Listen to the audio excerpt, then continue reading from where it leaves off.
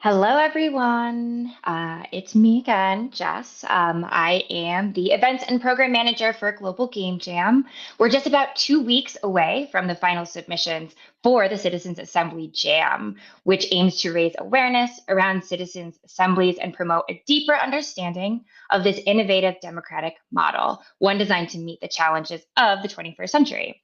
This is the final in our series of webinars that dive deep into the topic of the citizens' assemblies, providing resources and context to the participants of the One World or None Jam. So joining me today is going to be Fatima Zamba, who is a Public Innovation Junior Project Manager at the School of Collective Intelligence, UM6P, where she contributes to the design and implementation of the participatory processes that tackle complex public challenges. She was actively involved in our cluster coordination and the facilitation of the 2021 Global Citizens Assembly on climate and ecological crisis, the first of its kind, a large-scale global deliberative process. Her current work focuses on mobilizing communities, supporting citizen-led problem-solving initiatives, and experimenting with new formats for inclusive governance. Fatima is particularly interested in how deliberation, storytelling, and collective intelligence can strengthen democratic culture and civic engagement across diverse contexts. So I will be bringing Fatima on, as well as we are also joined by Jamie Kelsey from the One World or None team. All right. Hello, everyone.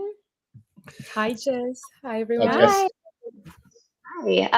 So before we get started with Fatima's presentation, I just want to remind everyone who's watching live, if you have any questions about citizens' assemblies or if you have any questions about the jam, please just leave them in the chat and we will address them as we either see them if they're relevant or we will do a Q&A at the end. So please just let us know if you have any questions. And yeah, Fatima, I'll bring your presentation on stage. And we'd love to hear what you have to say about Citizens Assembly. I'm really excited to see your presentation. Thanks, Jess. I'm excited as well to meet this wonderful community of coders. I think you guys are doing an amazing job because you're not only helping democratize access to the knowledge around these public innovations, democratic innovations, they're also helping revive an ancient human tradition of collective problem solving. And I'm so excited to be here with all of you and share with you what I know about citizen assemblies. So the way I thought of structuring this presentation is just to start by demystifying a little bit the concept of citizen assembly, what happens inside this black box, right? And then giving you more ideas about how randomization is usually happens, the civic lottery that represents one of the major components of a citizen assembly, one of the major characteristics, but also some lessons from Africa and other indigenous communities that could inspire the work that you're doing right now around citizen assemblies. I am tasked with an impossible mission to go through 17 slides in about 20 to 25 minutes. So I'm going to go as fast as I can.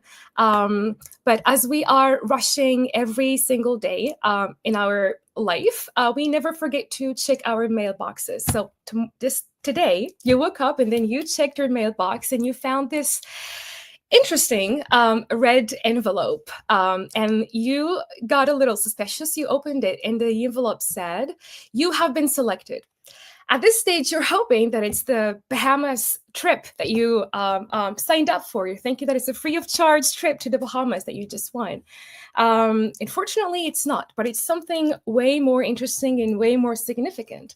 A chance, an opportunity for you to be able to be part of decision-making around questions of health and well-being of the residents in your community.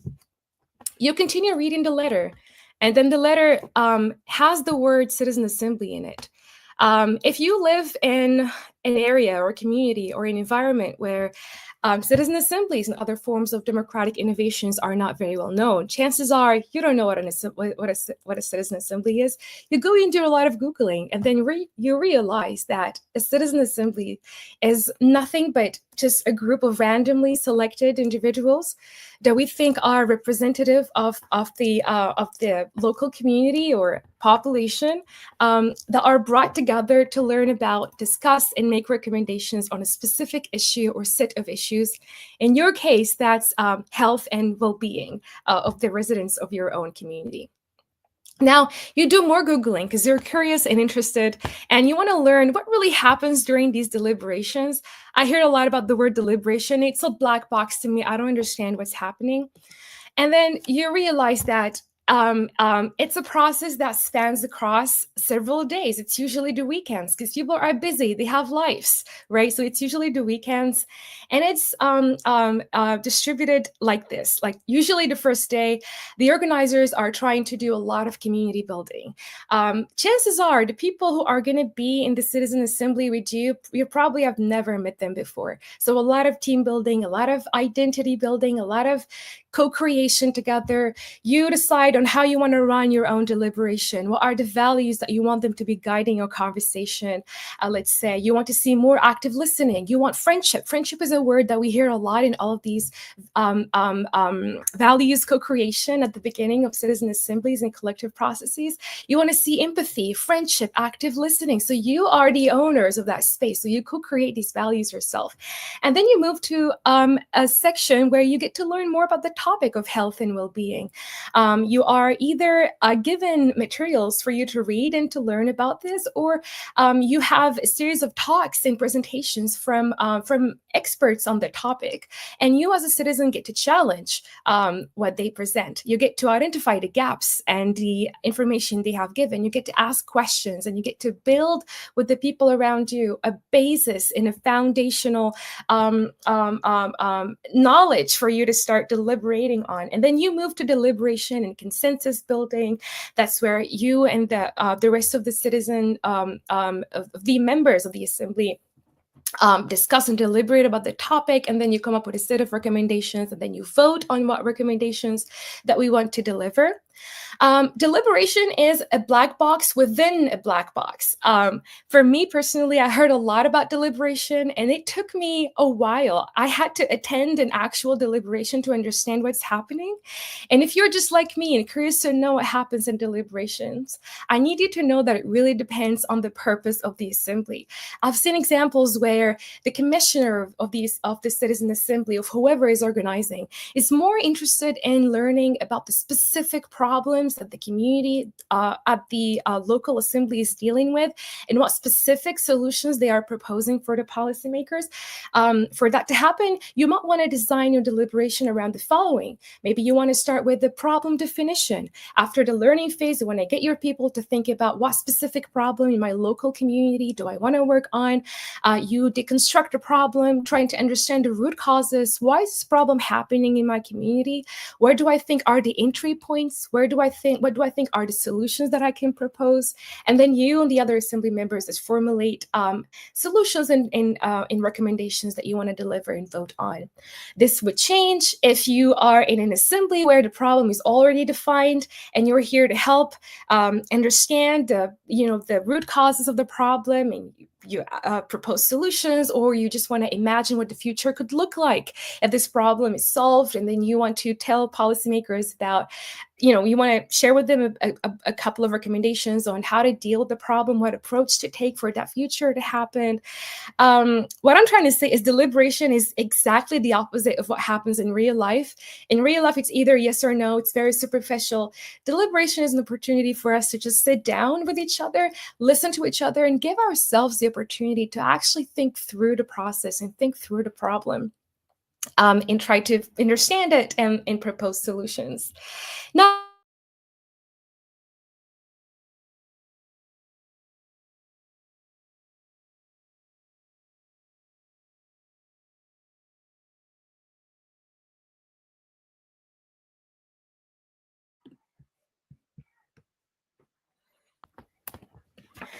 I'm sorry, my internet connection went off. It's okay. I'm gonna, what I was saying is, you're still there standing with that envelope in your hand, and you cannot decide whether to say yes or no. Why do you think citizen assemblies matter? Why do you think they should matter? Obviously, if you have already listened to the previous sessions, the previous webinars, you already know that citizen assemblies are a space for reduced polarization. Chances are, if you hear someone speaking, if you listen to them, if you have a lot of empathy, you understand where that person comes from, this will reduce a lot of polarization. I heard of a lot of stories from citizen assemblies when people say, I did not necessarily change my mind about the issue, but now I understand why others think that way, right? You want to bring that to the space. It's reduced, citizen assemblies are a great space for reduced polarization and misinformation because of all of the learning. It increases public trust, greater legitimacy and credibility for decision making. Of course, if you were part of an assembly and you came up with a recommendation, chances are you are going to think that those recommendations are legit and are credible because you were yourself part of it. And the people at your community back home will also think that they are legit and credible because you represented them. But what I'm more interested in is better policy outcomes. I believe that citizen assemblies are a mine for collective intelligence. It is one of the very few spaces out there where people actually come together, and the space just offers, great resources for collective intelligence to emerge.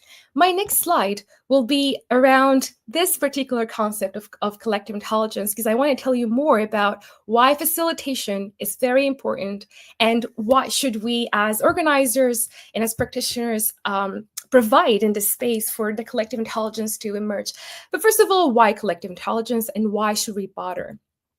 We live in the 21st century, and problems right now are so complex. We have way many wicked problems right now than we did thousands of years ago, right? There are a lot of problems right now that do not necessarily require collective intelligence. A lot of people would say, oh, it's a great buzzword, but do we need collective intelligence? Do we need to build citizen assemblies for every single problem?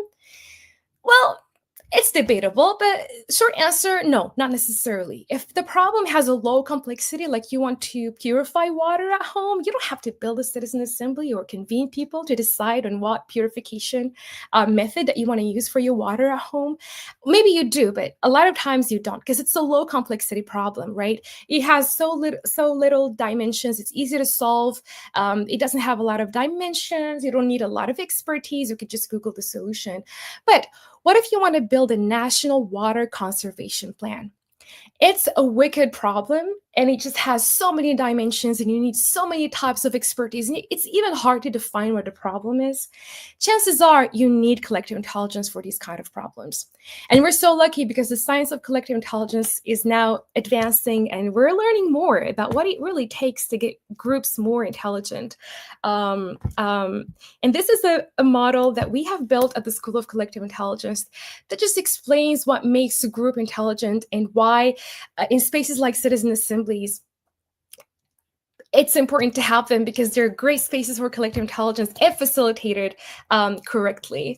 And then we ask just 3 basic questions. Who participates in these collective processes? How are these collective processes organized, and the scale of participation? How many people are participating? If you want to solve a wicked problem, you need dispersed information. You need people who are able to draw from different sources of information. You need maybe academics who have been doing a lot of scientific research on the topic. You need experts, you need practitioners, but you also need people who can bring lived experiences and stories, people who can bring civic expertise. You need people who can draw from different sources of information, because you're increasing your chances of being able to cover all aspects of the problem. So dispersed information is one foundational and critical aspect to collective intelligence. And then cognitive diversity. You cannot have the same people thinking the same way in one room and expect to have different results. You need people who can process information differently, who have different cognitive processes. A lot of people are great problem solvers. Others are more into creativity. Others process information differently. You need diverse cognition for collective intelligence to emerge.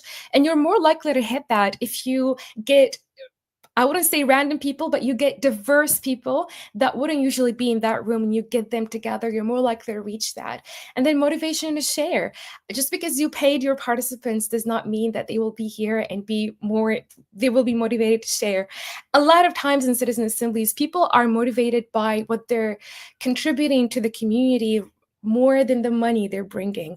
If they're so into the topic and they want to contribute to solving the issue at their local community, then they will be more motivated to share, and this will increase your chances of having a greater collective intelligence.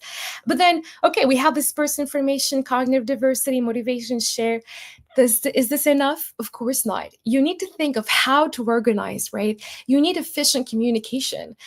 Just because you have the best motivated people to share and the best space, and you spend a lot of money building your assembly, if you're not able to ensure a minimum of efficient communication, nothing is going to work. And by efficient communication, I don't only mean people speaking, other listening. I mean, are you ensuring that the flow of conversation, that the flow of information is flowing effectively? How can you visualize, let's say, the input of the citizens at your table? Are you able to visualize and make everyone super aware of what's going on? People are tracking the number of ideas that are, being discussed in that group. People are listening to each other. Not only that, but building on each other's ideas. It is crucial. If not, if communication is not going to be that efficient, and we need facilitators to help do that. We're going to see in the next slide what can facilitators do and how do facilitators usually facilitate these processes. Independent judgment. Obviously, if you're sitting next to a policymaker or to someone that you're very afraid of, for example, whatever they say, you will tend to agree. In these spaces, we try to make sure that people have independent judgment, and that whatever they say matters exactly what they want to say, not what they expect us to want from them, or them being afraid. They have to say exactly what they want to say. So in facilitation, we make sure that people have independent judgment. If not, we're literally, even if you have dispersed information and cognitive diversity, if people do not have independent judgment, it's not going to work. They have to say whatever they mean. And fair and accurate aggregation, ideas have to be aggregated in a fair way. I'm not, as a facilitator or as a group, we're not going to listen to that person just because we think they're expert. We forget about the others. All the information needs to be aggregated in a fair way, and we're building on each other's ideas. And then scale of participation. The more people you have, the better. Enough about the model. Let's go and learn more about the facilitator. For us, for me personally, a facilitator is not only someone who walks you through the process, right? We do acknowledge the role of facilitators, of them being, someone who would do a lot of signal posting, like letting you know when to start, when to end, what are we trying to do, giving you questions, trying to run the conversation. Facilitators do that, and it's a big part of their work, but they're also experienced designers. They design the experience to you. I like to think of, and this is a great terminology from the world of facilitation, and I think Jamie, in one of your sessions with Caroline, you already mentioned it, sit in the container. I like to think of the container as a pot, and what I have inside the pot is everything else. The design that I did, the program, the participants, the space, everything. I have everything in that pot, and I'm the facilitator, and I have to sit the container. I have to sit the pot for all of this to boil and for me to be able to have a nice meal. And setting the container could mean setting the tone for the conversation, setting the expectations for the conversation, setting a safe space with nice energy for people to be able to share. You cannot create a safe space just by saying, "Oh, no worries about it. This is a safe space." This is not how you create it. A facilitator should be mirroring that energy and doing that in a very subtle way. And they're the micro things that the facilitator does that would, give people the impression that it's actually a safe space to speak. It is crucial for facilitators to set the container, but also to tend the fire. And I like to think of tending the fire as you literally sitting on the fire, turning on the stove and putting the container on top of it.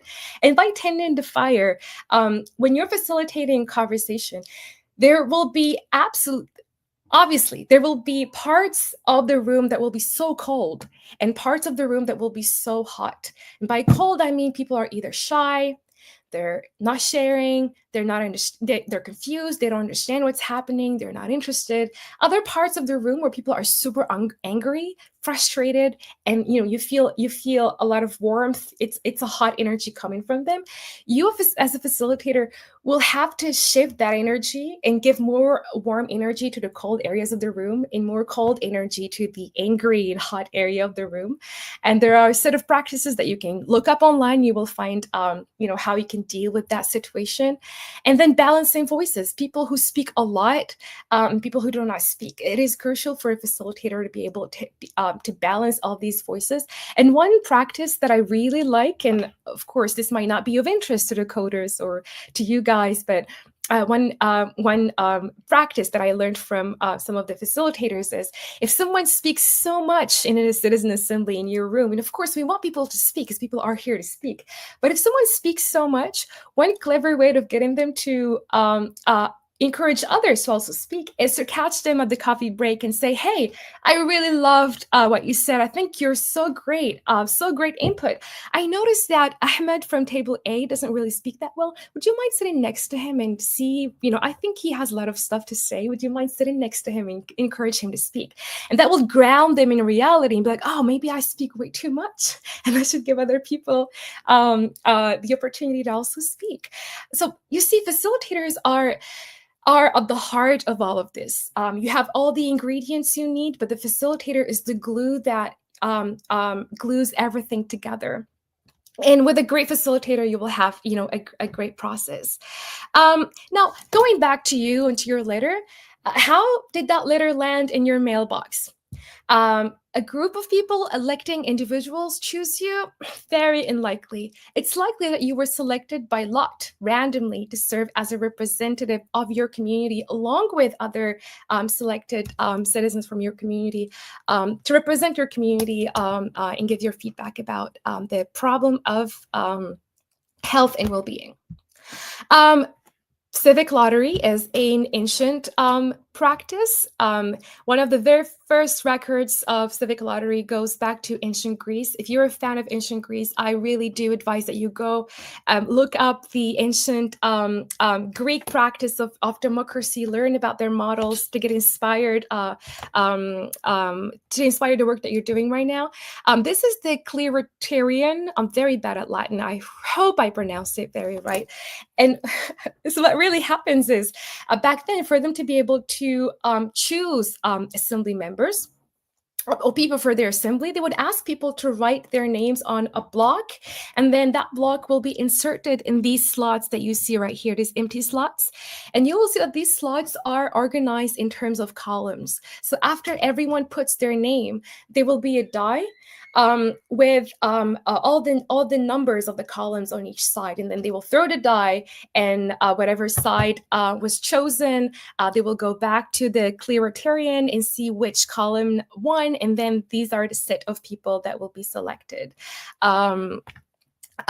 Modern ways of doing civic lottery are more advanced than this, but there are so many. So I thought of giving you like a summary of what are the key factors that make one method different from the other, and that's usually the medium of selection. So some lotteries are conducted digitally, others via traditional methods, so just like the postal mail that you received this morning. Other people usually just have a platform online, and then people will sign up to the platform, and then the organizers will choose a sample from the people that signed up. There's also the type of pool. Lotteries can either be based on volunteers or randomly selected citizens from either broad or stratified pool. There were some early versions of citizen assemblies where people didn't really do randomization in lottery, but people were self-selected to the assembly. In other forms, there was some randomization going, but then it's either broad randomization or stratified randomization. We're going to see the difference between these both. And then, you also think, is it local? Is it national? Is it international? You also think about the geographical reach. And then selection methods. Some lotteries use a single random draw, while others use stratified sampling or multiple rounds of selection. What this says is, Some people just they have a pool of candidates and they just choose randomly a sample of those people, and that's randomization for them. Other people want to go for more stratification. They want to refine their methods to make sure that they're increasing their likelihood of getting a representative sample. By doing that, you need to introduce another layer of randomization when you are taking into consideration some characteristics that would help you mirror your actual population. Let's say 20% of people in Ouarzazate, Morocco, do not care about this issue, or 20% of them are under the age of 15. I want my sample to mirror that percentage, so I do another layer of stratification. But how did the mail end up in your mailbox? So in your case, what probably happened is that the organizers created an initial pool of potential candidates. I heard from a practitioner that what people do usually is they would go to the public data and just choose different home addresses. They would usually try to make them very random and not really focused on one certain area. You might want to randomize the selection per province, per city, per district.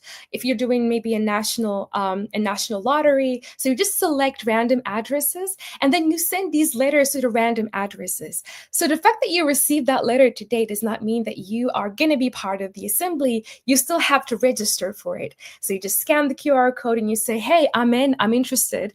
And then once you sign up for it, the organizers do another layer of randomization and of lottery, because they want to make sure that they are selecting a sample that is representative of the population.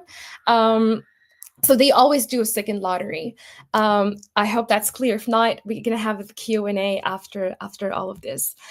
Now to my favorite section. I've been talking to a lot of people recently, and I like to think that the concept of citizen assemblies in off democracy is not a Western concept that is new to us in Africa or in other parts of the world. But humanity in general have always recognized the importance of bringing people together, of building governance processes and governance systems that are truly of benefit to the people and to the community. And I want to give one example from the Iroquois. And of course, it's the Western world, because the Iroquois are called the Haudenosaunee. I'm very bad again.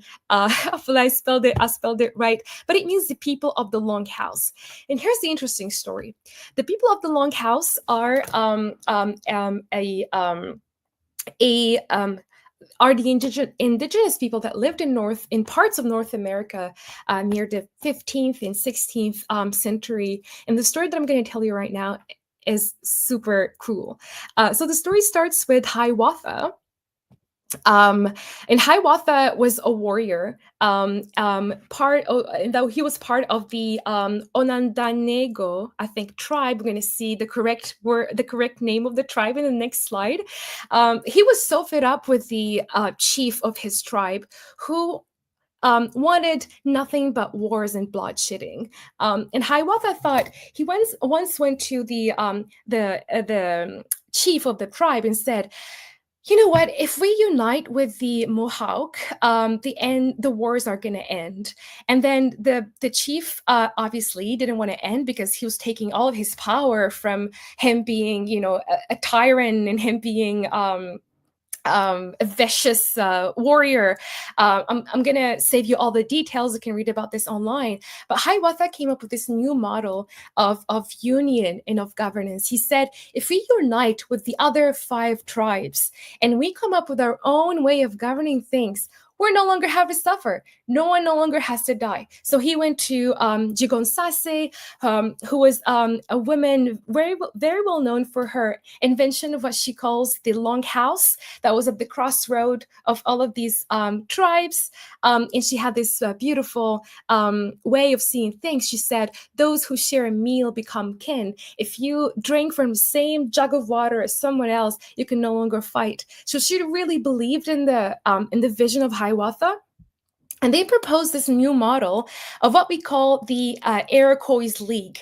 And the Iroquois League is a league that unites all of these 5 tribes. Now, when you unite them, you have to come up with a new way of governing all of this.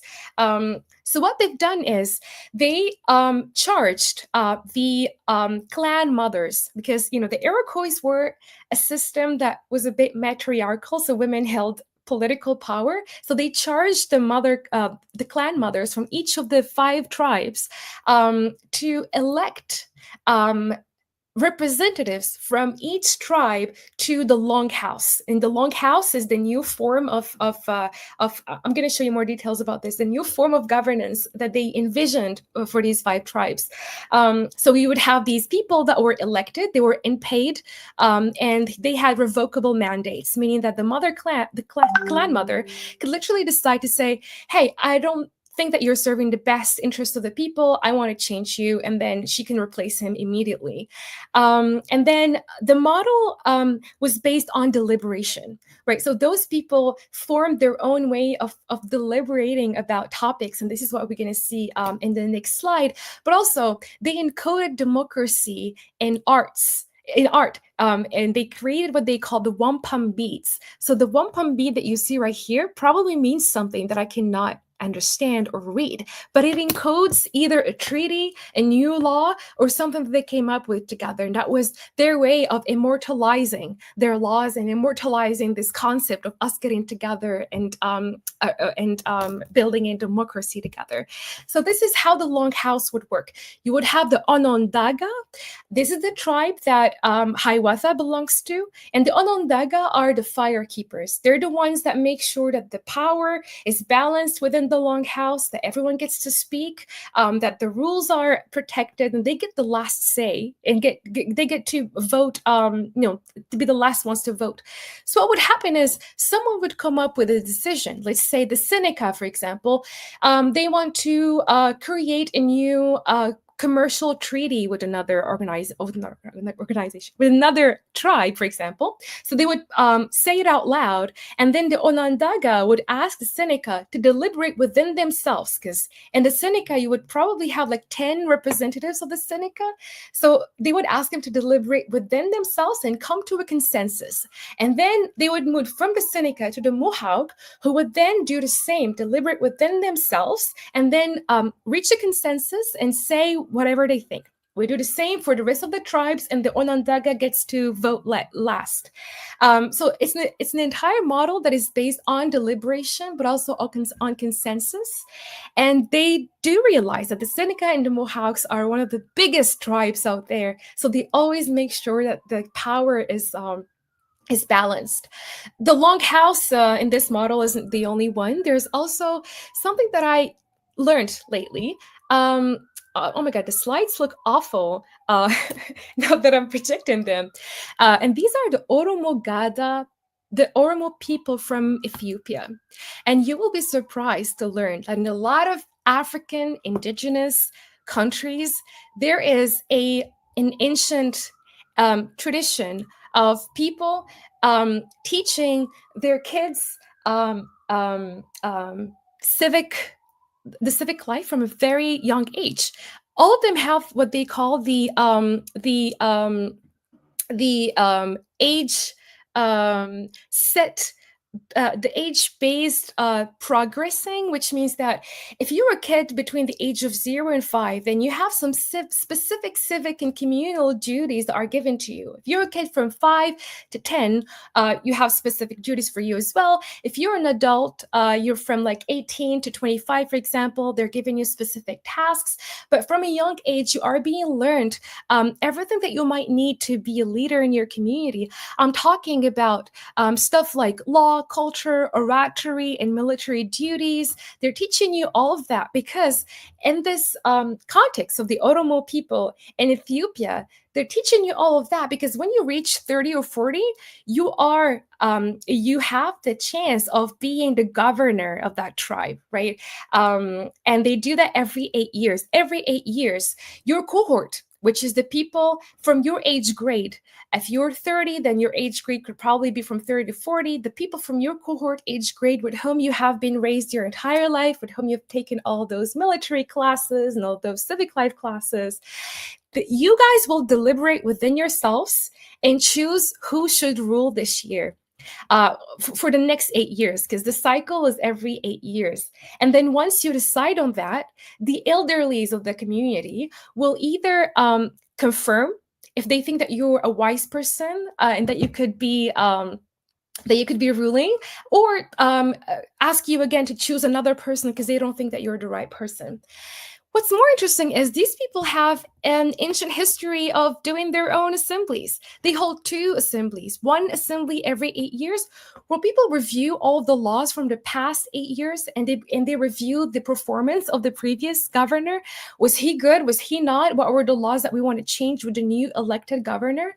But they also have frequent assemblies whenever there's something that needs people to be gathered around. Let's say conflict resolution, or we want to plan what to do for the next year, or there's this problem that we need to get together for to solve this problem.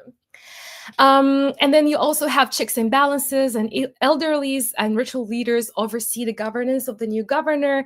And you have leaders that are held accountable at the end of their term. And these leaders are taken they're benefiting from all the collective intelligence of the people around them frequently through these assemblies, and every 8 years through these executive assemblies to evaluate the laws.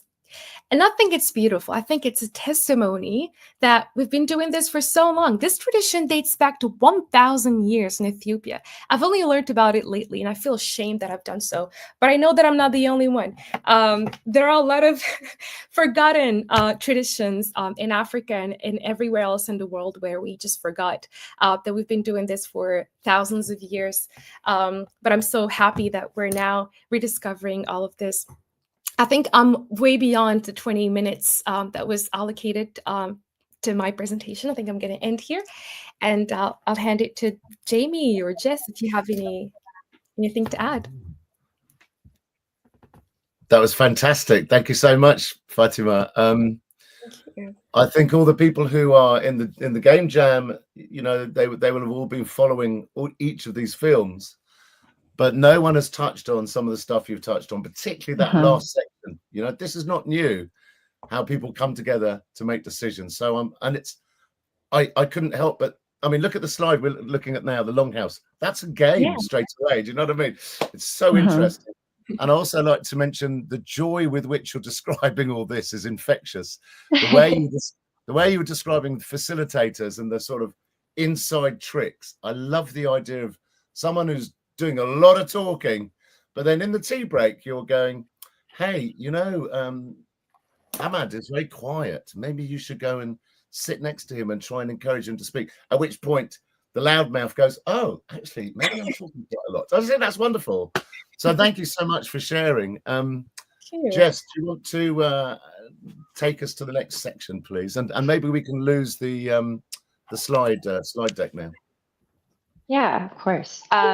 Yeah, we do have some questions that I have starred from the chats. So I will start with Massimo's question. The question is, who usually comes up with the proposed solutions, and are there predefined solutions available from the organizers? Let's start with that. That's a really good one. Thanks, Massimo. Fatima, you're the resident expert today, so over to you, please. Yes. Could you say that again? Because I was reading the comments and I was lost in all the brilliant. Can you? No, that's totally fine. Yeah, of course. So the question is, who usually comes up with the proposed solutions, and are there predefined solutions available from the organizers? Yeah, I definitely asked these questions when I first got introduced to this topic, and I remember asking someone, and they said, you know, it really depends on the process. A lot of times when people do not have a lot of time, you only have like half a day to build an assembly. You definitely do not have a lot of time to walk people through the process of definition, deconstruction, coming up with solutions. I've seen a couple of practices where people already have a set of recommendations or a set of solutions, and they want to see what the citizens think about them. So they could either help rate and evaluate these solutions, or also propose more if they don't think that any of the solutions fit their what they're expecting. But it's usually, if you have a proper citizen assembly or properly organized, it's usually the citizens that come up with it after being informed by all of the reading of the materials and the experts. Yeah. Do you want to grow on that a bit?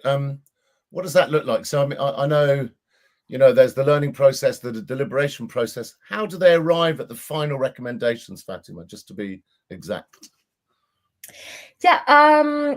You mean how do they decide on the final recommendations? Yeah. So what usually happens is you get them walking through the entire process that I just mentioned, and then people propose solutions to the specific problems that they want to tackle. But then, of course, a declaration or a document of recommendations cannot be 100 pages long, and the policymaker will not read everything, and you need to be very efficient, and you need to prioritize what are the recommendations that you would like your policymaker to implement. So what you usually do is that you work with the rest of the assembly members to prioritize these solutions or these recommendations. So you do voting, or if you have time, there are other types. Before you vote, you actually get to what we like to call, we use this tool called the Ishikawa diagram. It's also very interesting. It's literally a fish skeleton, and then you have the problem here, and then you have your root causes here. And then before you move to the solutions, we call it the advanced Ishikawa. That's where you add your criteria. So I'm evaluating these things by impact, cost, and feasibility. These are also other criteria that you can use to vote on the final recommendations. But you absolutely have to prioritize your solutions before you deliver them. Cool. Thank you. Jess, who would be the next question?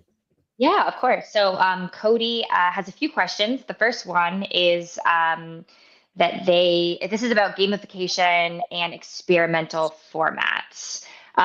So Cody is building a game that mirrors deliberative governance through world building and faction-based quests. What advice would you give for keeping the play meaningful and civic? Yeah, I wish I could answer that question. I think that's the $1 million question. I think even outside of the world of gaming, of gamification, people do struggle to keep other people's attention when you do all the lecturing about the information booklet, all of the talks from the speakers and everything. I think I might have to sleep on that a little bit to be able to answer that question on how to make that more interesting for people. In real life, that will be more interaction. That would be more asking them about their own indigenous practices and what they think work, what they think did not work. In real life, that's interaction. In a game, I've got some ideas, Fatima. Unless something springs to mind, jump in. While I was listening to your presentation, it's an excellent question, Cody, and it is the $1 million question.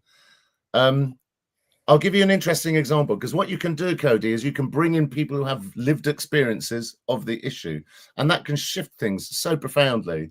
And there was an assembly in Madrid a long time ago about car safety, and quite incredibly, chosen by lottery. So it's by mistake. They didn't set it up like this. There was a man who was an ex-car thief. So you can have all the information, the statistics, the studies, and then you've got a bloke who's going, I spent 20 years nicking cars, and then eventually was put in prison, and now I'm rehabilitated.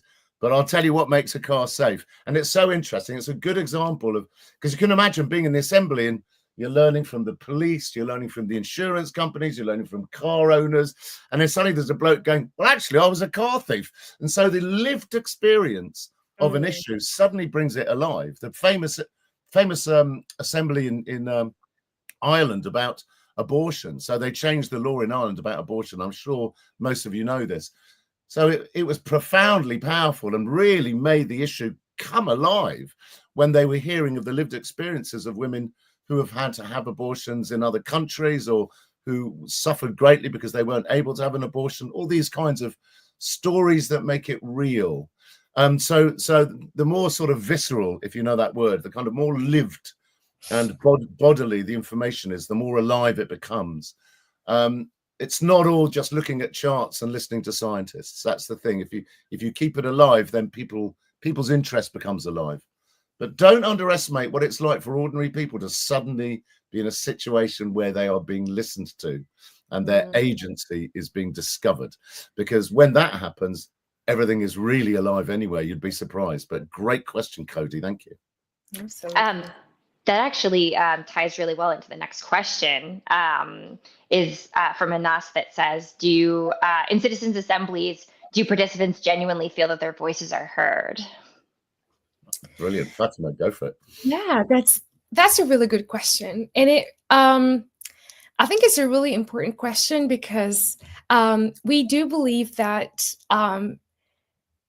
citizen assemblies are a great way, as Jamie said, to get people to reactivate their agency, their sense of citizenship, their trust in the government.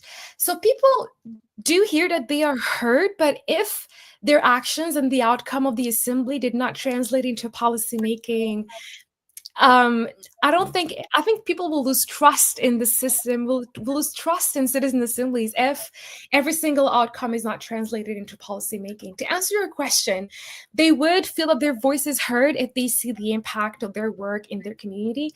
They would not feel their voices are heard if they feel that they're wasting time deliberating and nothing is changing. So citizen assemblies provide a great opportunity, but at the same time, if not well done properly, and if not, very well connected to policymaking, we might also risk that people will lose the trust and feel that they're not heard.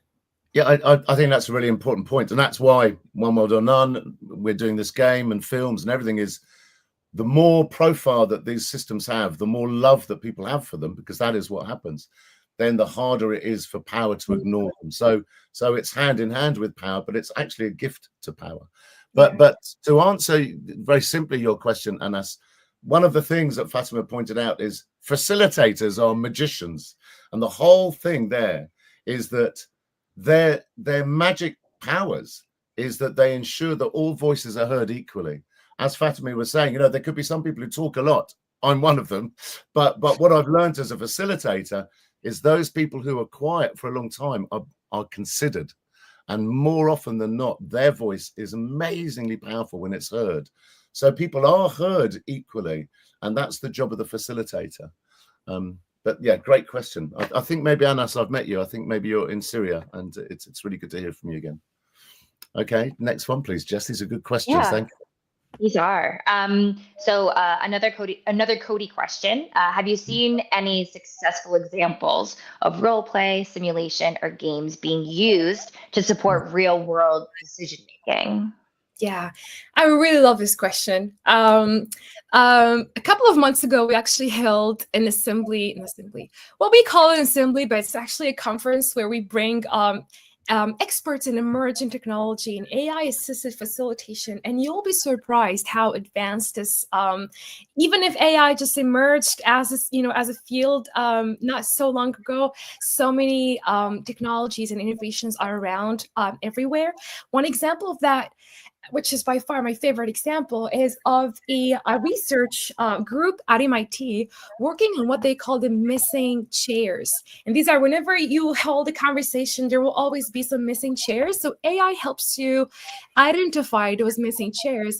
And the AI acts as whoever is missing from that chair and bringing their perspective, which I find to be super interesting. Like an AI making you aware of your own biases and making you aware of who's missing from the conversation.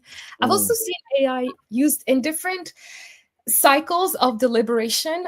There's AI that helps you brainstorm and frame your thinking. Let's say we're talking about health and well-being. There's AI that could give you not only information about what's out there. Again, it's debatable whether that information is biased or not, since it's sourced from the internet, but it just helps you frame your thinking. It asks you basic questions like, have you considered this aspect? Have you considered framing the question this way? And then it walks you through the process step by step for you to be able to frame your thinking about the topic and to be able to discuss different aspects of it. I've seen AI that helps organize mass deliberation. Imagine, Cody, having a citizen assembly of 10,000 people. How many facilitators will you need to facilitate a 10,000 people assembly? It's almost unimaginable, but with AI, it's very possible. There's AI that helps moderate conversations, that helps facilitate deliberation, mass deliberation. I'm not only talking about summarizing input, I'm talking about like the real structuring of arguments, making sure that no idea is missed, making sure that the AI would always bring up the ideas that were not so viewed by other people. And then you will get to comment, give pros and cons, and other people will share a comment and elaborate on them. And then the AI would be like, okay, so it feels that, generally speaking, feels that people are more inclined to think this and think that, but they said that we should be more aware of this and more aware of that. So the AI helps facilitate all of this.